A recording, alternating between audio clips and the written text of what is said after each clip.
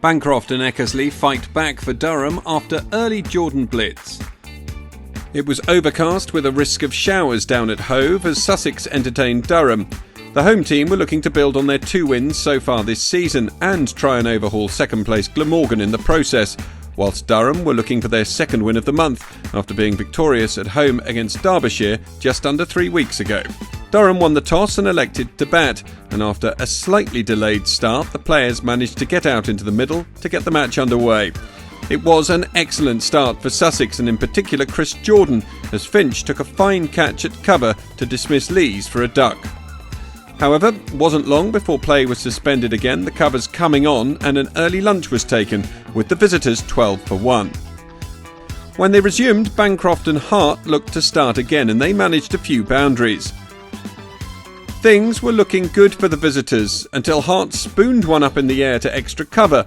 Van Zyl with the catch off Thomason, a maiden first-class wicket for the 21-year-old.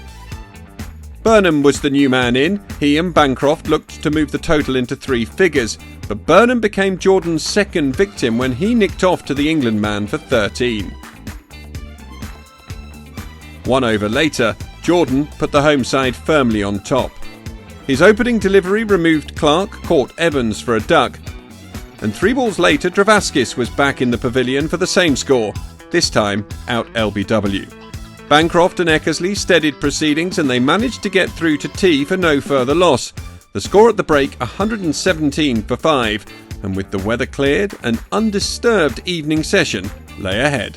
The first boundary after tea took Bancroft to 50 for the 2nd time this season. And then the Australian smashed Wells for 6 to take the score to 200.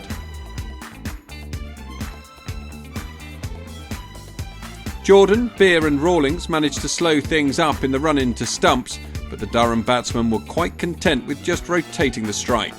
At the close, they'd reached 259 for 5.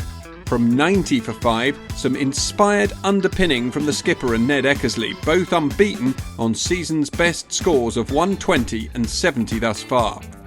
Jordan did the damage early on. He's still waiting for his 5th wicket of the innings though after that early blitz. Sussex will look to get in amongst the wickets early on day 2 as they try and halt the impressive Durham fightback.